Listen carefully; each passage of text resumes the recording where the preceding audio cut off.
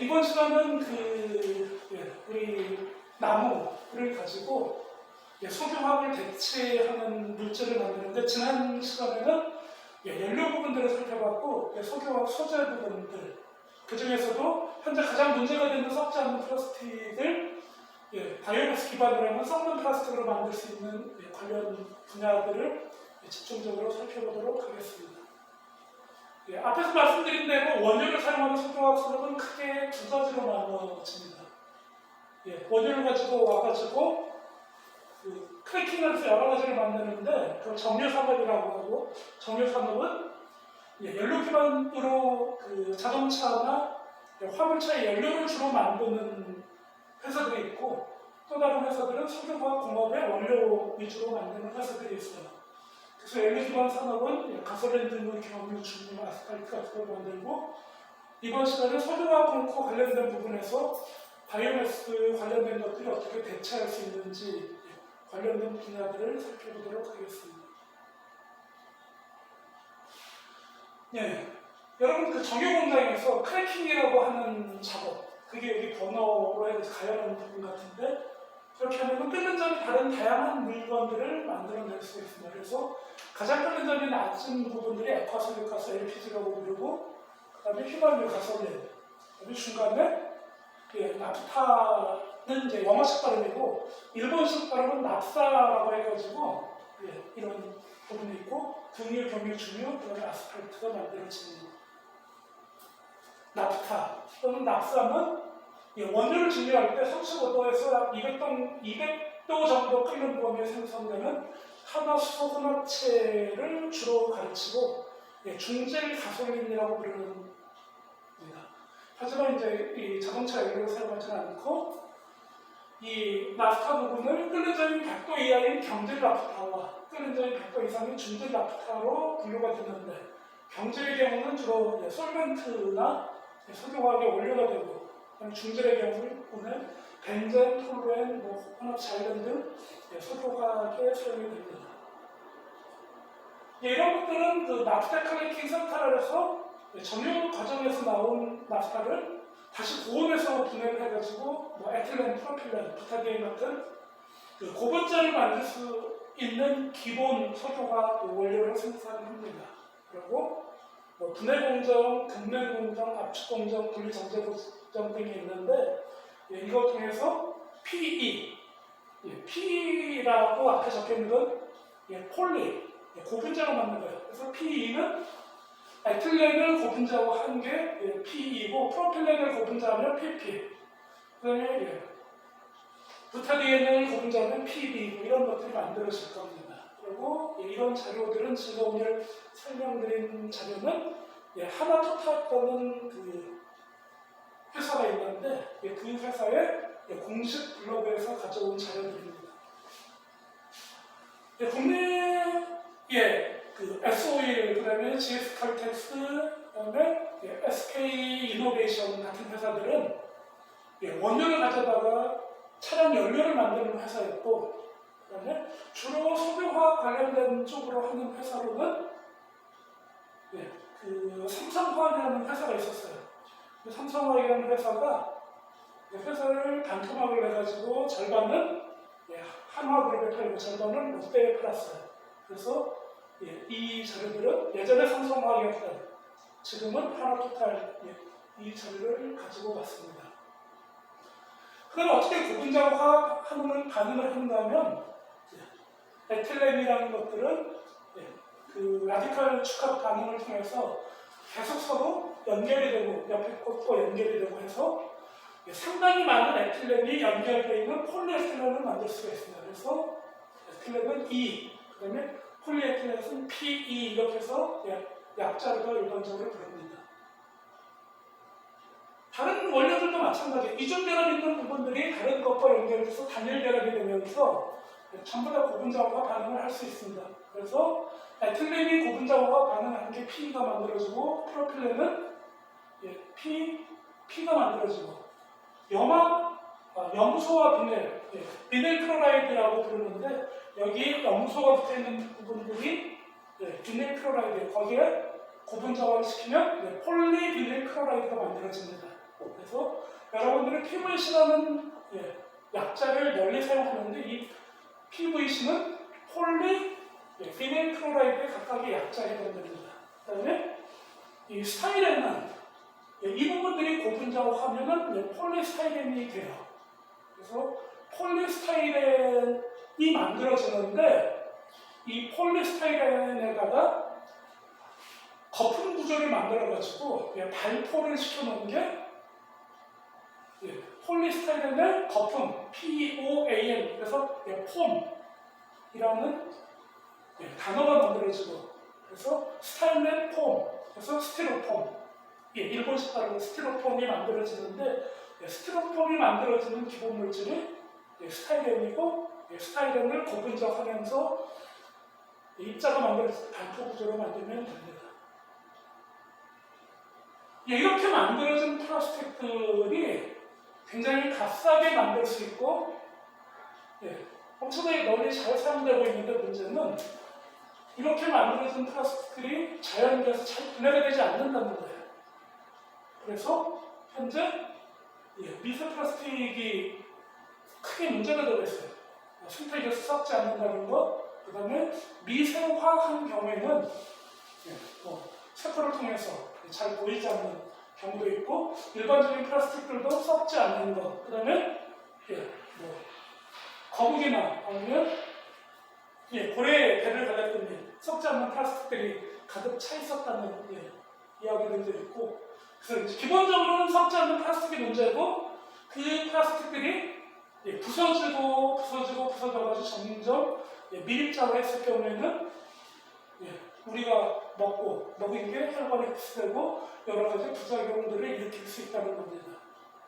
그럼 실제 미세 플라스틱은 이런 것보다는 공학적으로 상당히 많이 사용되고 있었어요. 요즘은 이제 대부분 사용이 금지되고 있는데, 여러분 예전에 치약 광고 중에 한 번 뽀득이 치약 광고가 있었어요. 그러면은 양치를 하고 나서 굉장히 깨끗하게 닦인 느낌을 만들도록 하는 것들이 대부분 미세 플라스틱이었어요. 그래서 물론 이제 그런 것들은 지금은 사용 금지되고 있지만은 우리가 자연계에서 썼던 플라스틱들이 조각이 나서 미세 플라스틱이 되는 경우도 있지만, 어떤 물성을 제어하기 위해서 초기부터 미세 플라스틱 형태로다가 만들어진 것들이 공업적으로 사용되는 것들이 엄청나게 많았었습니다. 그런데 이 미세 플라스틱이 문제가 되기 때문에 현재는 굉장히 많이 줄이고 있습니다. 그래서 어떤 식으로 인간들이 미세 플라스틱에 노출되고 있는지 보여주는 자료고요. 우리가 수돗물을 먹거나 생수를 먹거나 아니면 맥주를 마시거나 하는데 우리 눈으로는 볼 수 없지만 굉장히 작은 미세 플라스틱이 지금 검출되고 있다는 거예요. 그리고 예전에는 화장품이나 치약 등에 스크럽 제품에 미세 플라스틱을 썼었어요. 아예 인위적으로 집어넣어가지고. 그러면 물에 들어있는 거나 사용된 것들이 바다로 흘러가게 되고, 그 다음에 자외선에 의해서 입자가 작아지거나 아니면 물리적인 충격에 의해서 입자들이 작아져서 나노 크기가 되게 되면은 나노 크기보다 좀 더 큰 입자라도 여러분들이 생각하는 지금 대기오염 문제에서 어떤 것들이 있나요? 미세먼지가 있고 초미세먼지들이 있죠. 그래서 0.25 마이크로 이하 단위의 초미세먼지들은 전부 다 통과를 해가지고 폐 안에 들어가서 폐에서 혈관을 타고 여러 가지 문제를 일으킬 수 있는 것처럼 초미세먼지에 해당되는 크기보다도 작은 사이즈로다가 줄어든 미세 플라스틱들은 아마도 우리가 먹었을 경우에는 장기를 통해서 우리가 호흡을 통해서 빨아들이는 초미세먼지들은 호흡기 계통의 질환을 일으키지만 이런 것들이 생선이나 아니면 다른 우리가 먹는 해양 시스템을 통해서 돌아다닐 경우에는 마찬가지로 장에서 흡수가 되면서 여러 가지 유사한 문제들이 노출될 겁니다. 지금 보여드리고 있는 것들은 이제 썩지 않는 폐기물, 플라스틱 문제들이에요. 이 플라스틱 문제들이고, 여러 가지 그 폐기물들이 있는데, 이 썩지 않는 폐기물들이 최근에 갑자기 문제가 됐어요. 그 중에 중에 하나는 이제 또 중국이라는 나라가 있는데, 중국은 뭐 폐지나 폐기물들을 수입을 해가지고 거기서 위험한 물질들을 분리해내고, 그 다음에 나머지, 그래서 폐기물들을 굉장히 잘 줄여주는 전 세계 폐기물 청소 또는 뭐 이런 역할들을 하던 나라가 중국이에요. 근데 중국이 점점 더 경제적으로 부유해지면서 갑자기 어느 순간에 산업적으로 위험한 물질을 수입해서 자기네가 필요한 것들을 쓰고 나머지 폐기물들을 버리다 보니까 이제 자기네가 쓰레기를 수입했다는 걸 알게 된 거예요. 그래서 중국 정부에서 공식적으로 폐기물들을 수입을 못하게 해요. 그래서 이런 것들이 국내에서 폐기물 문제로 다시 대두가 되고 있는데, 중국에서 폐기물뿐만 아니라 폐지 수입도 지금 금지를 하면서 어떤 일들이 벌어졌는가 하면은, 중국에서 폐지를 안 사려니까 우리 그 할머니 노인들 중에 폐지를 수입해서 생계 도움을 받던 분들의 그 수입이 엄청나게 줄어들었어요. 왜? 고물상에 모여있던 폐지들이 중국에 그래도 비싼 가격에 팔려갔었는데, 중국에서 수입을 그만두면서 모여있는 폐지를 팔 판로들이 좀 막히게 되고, 뭐 그런 것들. 그 다음에 중국이라는 폐기물들이 못 가게 되니까 어떻게 했어요? 어떤 산업 중간 원료처럼 속여가지고 필리핀에 수출을 하고 인도네시아에 수출을 했다가 지금 뭐 국제적으로 문제가 되고 있기도 하죠. 근데 이런 것들이 굉장히 빨리 섞어서 없어진다면은 상대적으로 문제가 되지 않는데, 문제가 덜 되는데 썩지 않기 때문에 지속적으로 문제가 되고 있습니다. 분해가 되는 플라스틱은 어떤 게 있을 거예요? 만약 플라스틱이 분해가 되거든요. 그래서 여러분들 산물성 플라스틱이라는 말들이 있습니다. 그래서 이런 것들은 원료 자체가 자연계에서 분해되기 쉬운 기본 골격에서 시작을 합니다. 그리고 상당히 많은 것들이 포도당 기반이에요.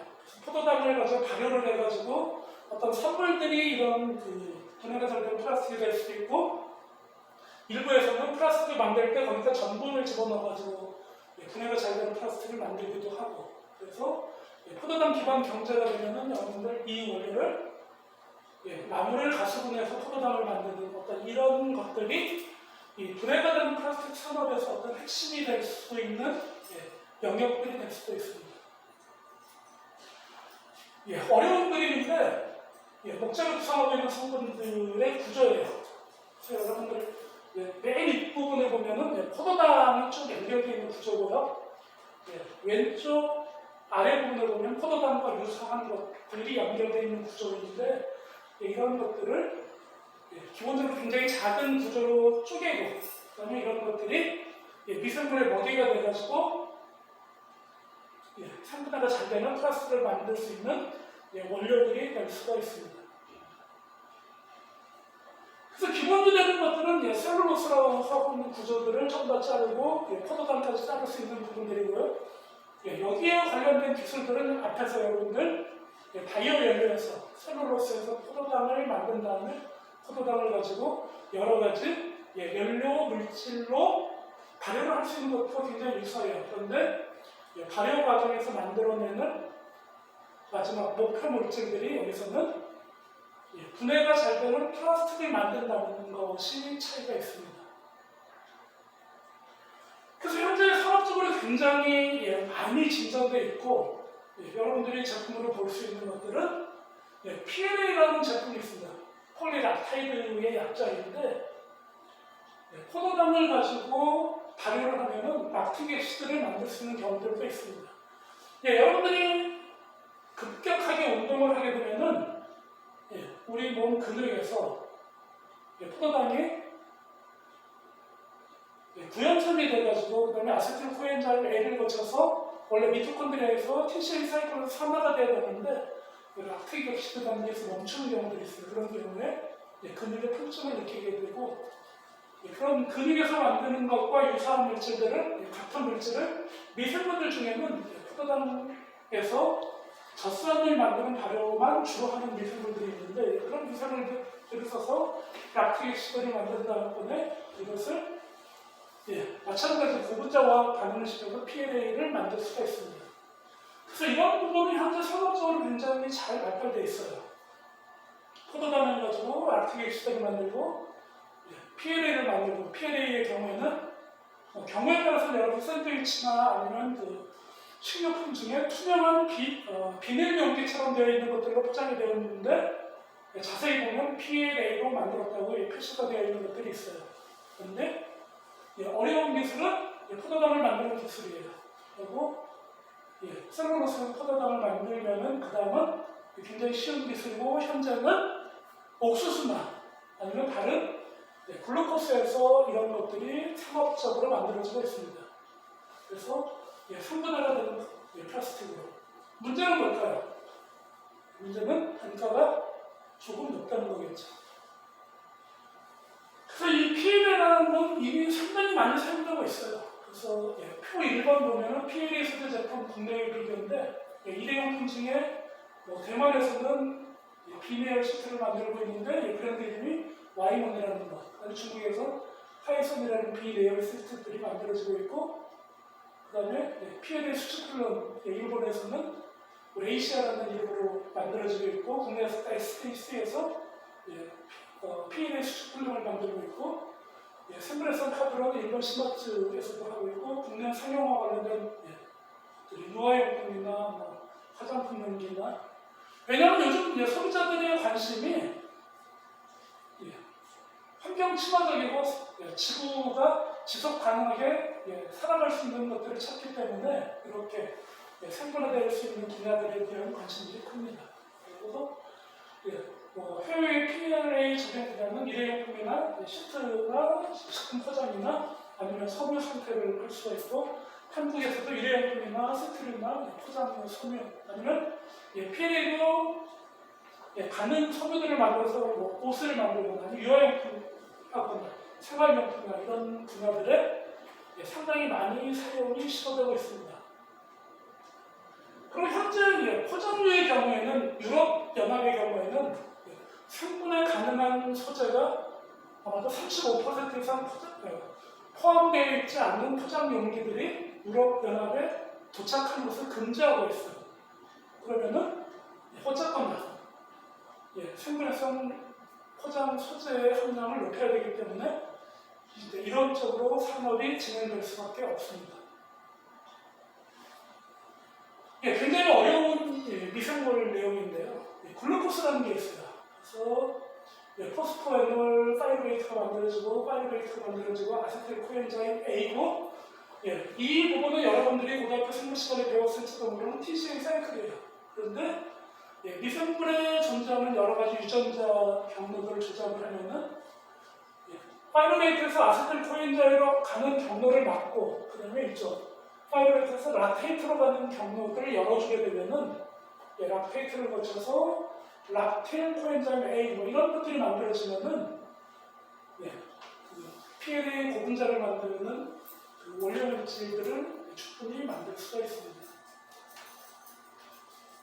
여러분들 미술 플라스틱 문제에 관련돼가지고 제가 그 20분짜리 유튜브 동영상과 12분짜리 유튜브 동영상에 이 패스를 드리는데 지금 제가 이걸 보면은 그냥 시간이 딱 30분이 갈 것 같아가지고요. 여러분들 그 이케코스 강의 자료분의 이 부분들은 따로 빼가지고 20분 분량과 11분 분량은 여러분들이 과제로 받아보도록 하겠습니다. 썩지 않은 플라스틱 문제에 관련해서 10분 정도 동영상 이것도 마찬가지고요. 짧은 것만 섭취하면 되죠. 2분짜리 한번 보시죠.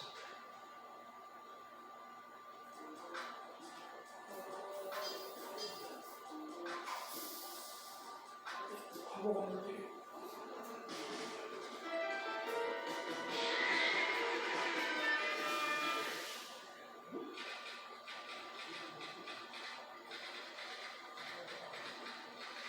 플라스틱을 전통적으로 가장 많이 재활용하는 방식은 물질 재활용이라고 생각하고 있습니다.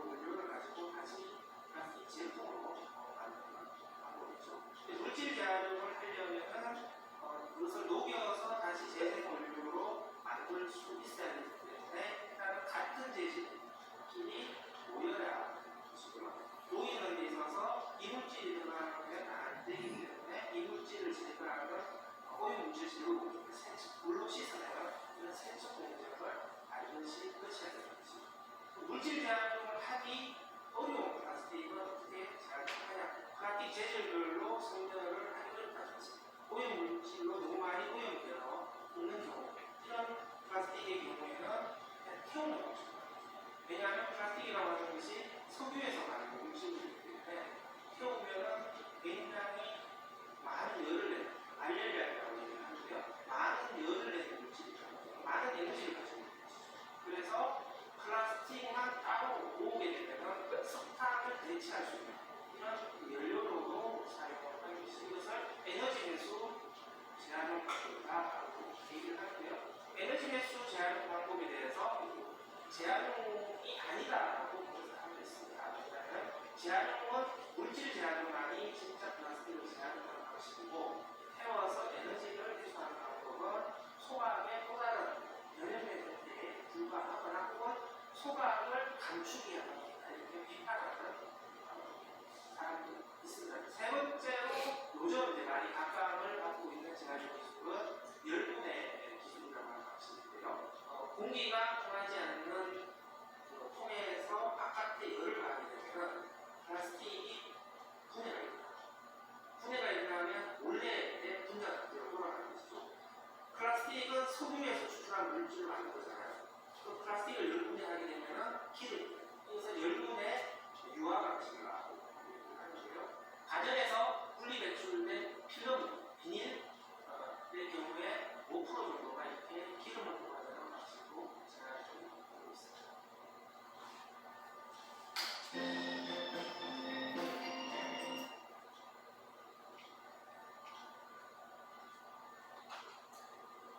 예, 썩은 플라스틱 관련된 부분인데요. 이것도 그 동영상 분량들이 길기 때문에 제가 그냥 이 캠퍼스에 패스를 업로드하는 방법으로 보겠습니다.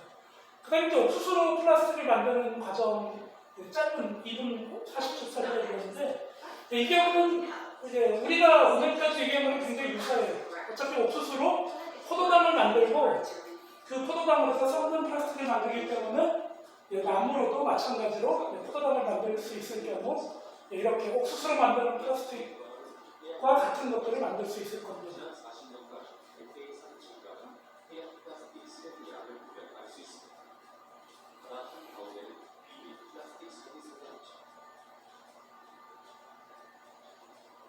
자극적인 플라스틱을 수확하는 어려움. 플라스틱은 수확 시에도 이산화탄소뿐만 아니라 바이오시와 같은 환경 호르몬이 발생해서 오염된 몸 가축들을 합니다. 플라스틱 산업은 환경 오염 문제뿐만 아니라 원유 고갈과 다른 산수 문제로 위기를 겪고 있는 상황인데요. 그래서 플라스틱에도 친환경 반응이 불려서 바이오 플라스틱을 제조하기 시작했습니다. 바이오 플라스틱은 기존 플라스틱의 원료인 원유 대신 옥수수, 밀 껍질이 사용됩니다. 먼저 원재료를 넣고 여러 작업을 통해 좋은 물가로 분쇄해줍니다. 곱게 갈려진 분말은 건조 과정을 거쳐야 하는데요. 하지만 이 옆에 분쇄한 원료들은 플라스틱 특성을 가지기 어려울 것 같아요. 물론이죠. 그래서 분쇄한 원료와 플라스틱 성분을 가진 중간을 일정 구역으로 결합해줘야 합니다. 그런데 배합된 원료들은 왜 이렇게 다르게 하는 거죠? 일반적으로 플라스틱은 원재료로 바로 생산하는 것이 아니라 플라스틱 제품을 만드는 원료, 헬릭스를 재료로 합니다. 여기서는 포도당으로 한 게 아니라 바이오마스 자체를 이게 있었다고 생각합니다. 플라스틱 원료 약간 필러로다 써가지고 그 배합되는 원료로 사용하는 기술이 같습니다. 그래서 석유화학 원료와 바이오마스 가루를 섞어서 펠릿 형태로 가공을 하고 그다음에 몇 번 이런 작업을 한 다음에 어떤 그 플라스틱의 형태를 만드는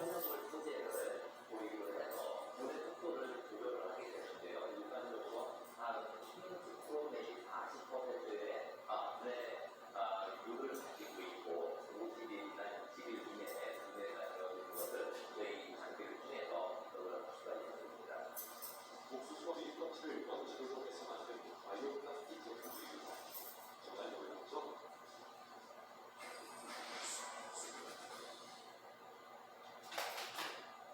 이런 경우에는 플라스틱 자체가 분해되는 건 아니고 만약 원래 40%가 바이오매스가 플라스틱하고 섞여 있으면은 바이오매스가 들어간 부분들은 분해가 쉽기 때문에 그 바이오매스가 분해될 수 있는 조건에서 40일과 60일 이내에 바이오매스에 해당되는 부분들은 분해가 됐고 플라스틱 원료들은 남아있는 형태가 될 겁니다.